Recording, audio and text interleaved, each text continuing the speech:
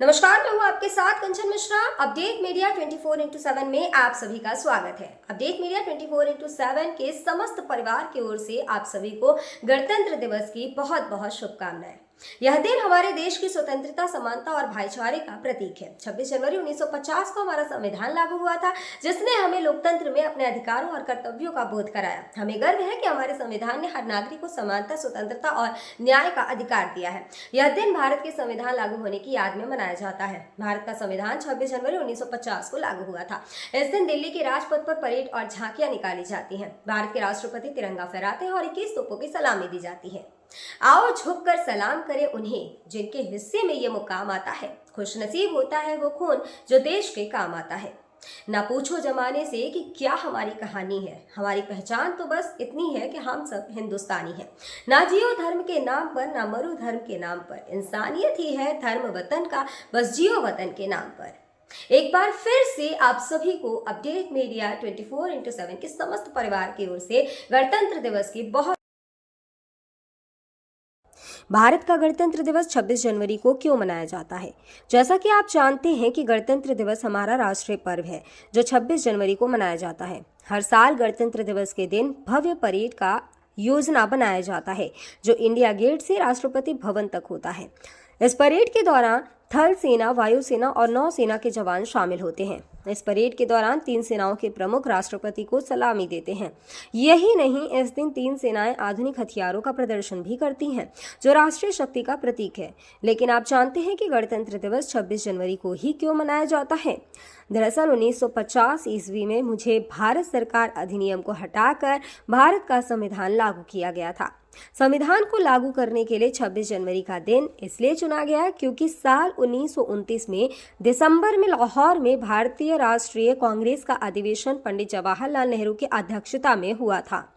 इस अधिवेशन में प्रस्ताव पारित कर इस बात की घोषणा की गई कि यदि अंग्रेज सरकार द्वारा 26 जनवरी 1930 तक भारत को स्वतंत्र देश का दर्जा नहीं दिया गया तो भारत को पूर्ण रूप से स्वतंत्र देश घोषित कर दिया जाएगा। जब अंग्रेज सरकार ने कुछ नहीं किया तब कांग्रेस ने 26 जनवरी 1930 को भारत को पूर्ण स्वराज घोषित कर दिया।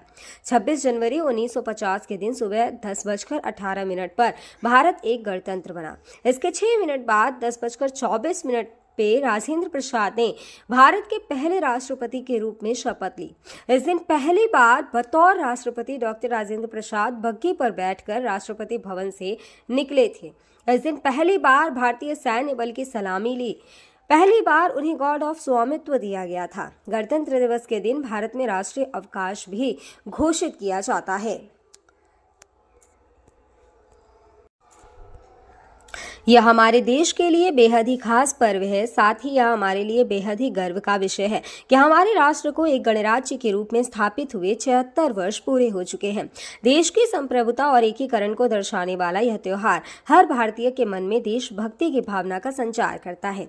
26 जनवरी 1950 21 तोपों की सलामी के साथ तिरंगा फहराते हुए राष्ट्रपति डॉक्टर राजेंद्र प्रसाद ने स्वतंत्र भारत का स्वनिर्मित संविधान लागू किया।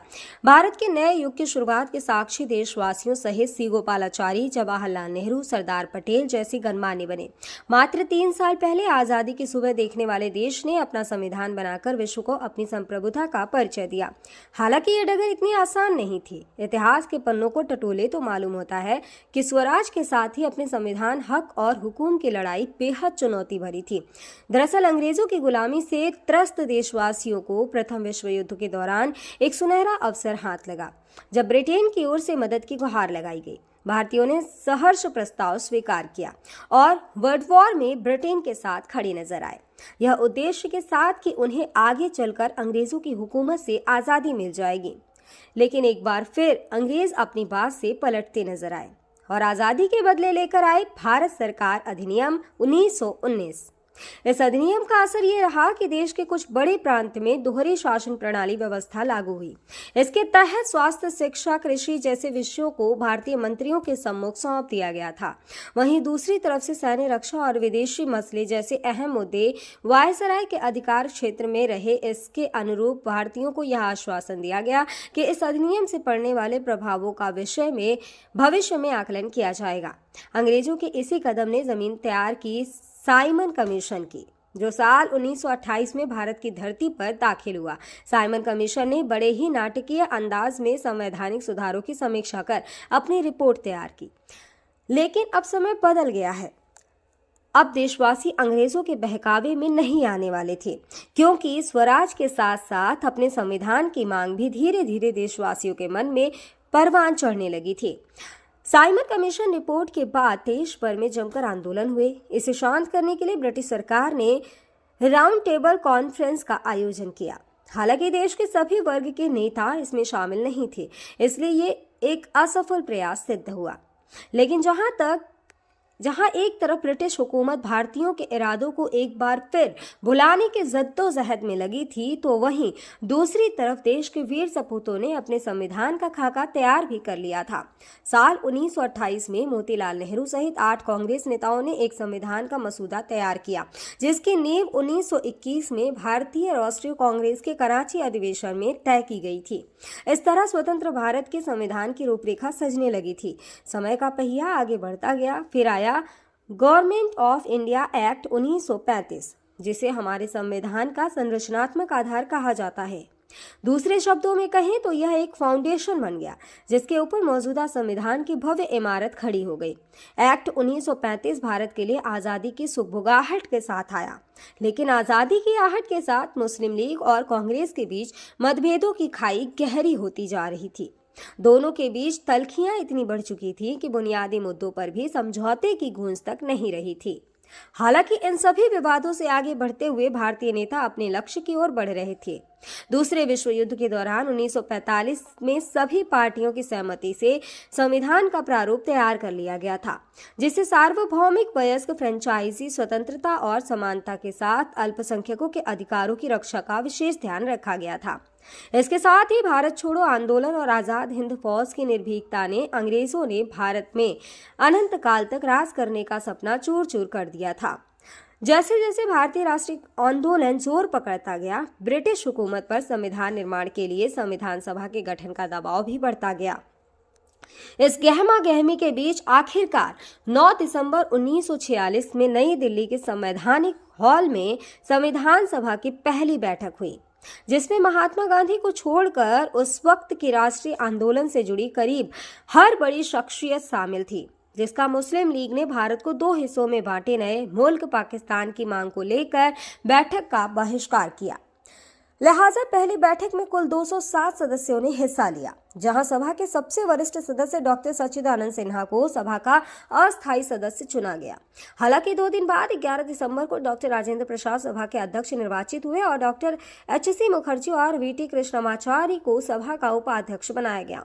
इसी कड़ी में आया सुनहरा दिन 15 अगस्त 1947 का, जब गुलामी की बेड़ियों को तोड़ भारत ने आज़ादी की नई सुबह देखी। देशवासियों में जोश भरते हुए आज़ाद भारत के प्रथम प्रधानमंत्री जवाहरलाल नेहरू ने बुलंद आवाज में देश को संबोधित किया।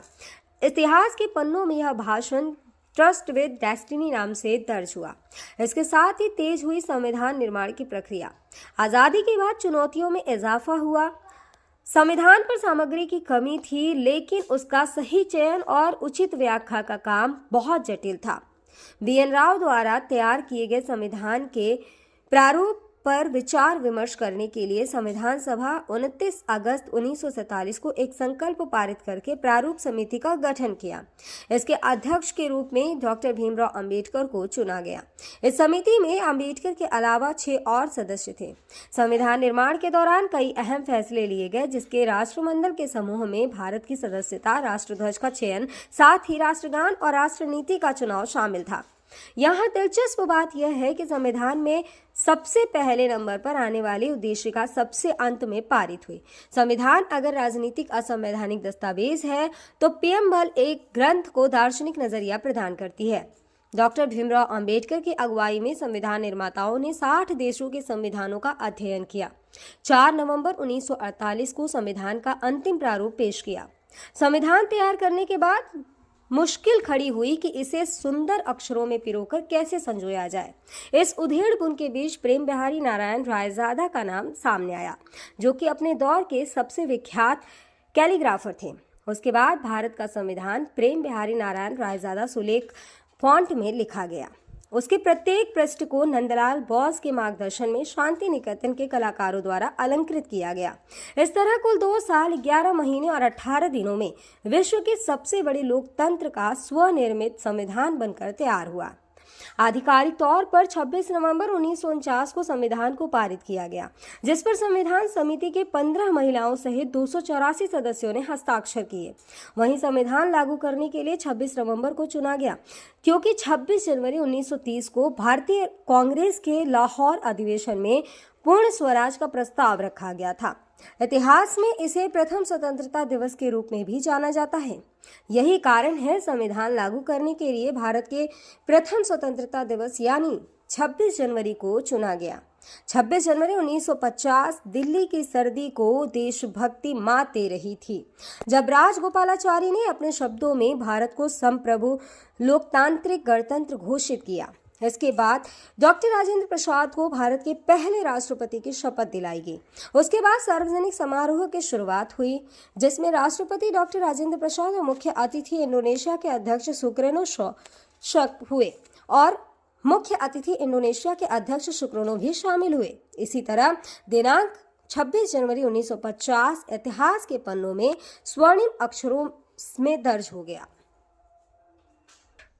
ग्राम बौद्धि ब्लॉक रामनगर जनपद चित्रकूट प्रधान प्रमोद कुमार की ओर से समस्त गांव वासियों, नगर वासियों और देशवासियों को गणतंत्र दिवस की बहुत बहुत शुभकामनाएं।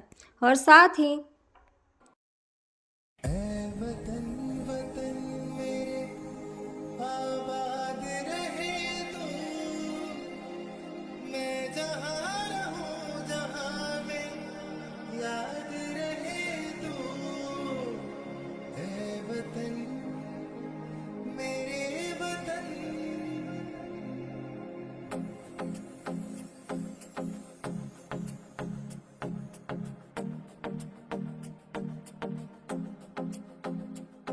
मेरा रंग दे,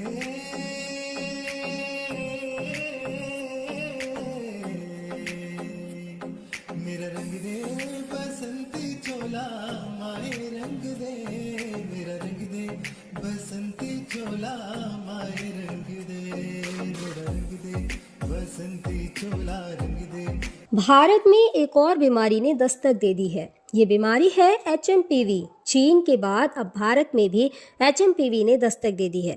भारत में HMPV के 2 केसेस मिले हैं, जिसके बाद लोगों के मन में डर और सवाल पैदा हो गए हैं।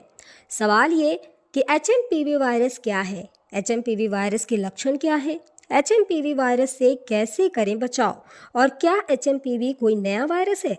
अगर आपके मन में भी ये सवाल है तो यहाँ आपको हर सवाल के जवाब मिल जाएंगे। चीन में ह्यूमन मेटान्यूमो वायरस की वजह से वायरल बुखार श्वसन संक्रमण के बड़े मामले सामने आ रहे हैं। कर्नाटक में 2 मामले सामने आए हैं, जिनमें बेंगलुरु में भी 8 महीने की बच्ची में इस वायरस के संक्रमण का मामला सामने आया है। अब सवाल ये है कि आखिर HMPV क्या है? HMPV यानी ह्यूमन मेटान्यूमो वायरस एक श्वसन वायरस है जो फ्लू जैसे लक्षण पैदा करता है। अब निचले और ऊपरी श्वसन संक्रमण जैसे सर्दी का कारण बनता है। यह एक मौसमी बीमारी है जो आमतौर पर सर्दियों और शुरुआती वसंत में होती है, जो RSV यानी रेस्पिरेटरी सिंसिटियल वायरस और फ्लू के समान होते हैं। इससे बचाव के लिए HMPV आमतौर पर बच्चों में ही डिटेक्ट होता है। सभी फ्लू सैंपल में से 0.7% में HMPV होते हैं। इसके लक्षण है कि HMPV वायरस को ह्यूमन मेटान्यूमो वायरस या ह्यूमो वायरस कहते हैं, जिसके लक्षण काफ़ी हद तक सामान्य सर्दी जुकाम के समान होते हैं। सामान्य मामलों में यह खांसी या गले में घरघराहट, नाक बहने या गले में खराश का कारण बनता है।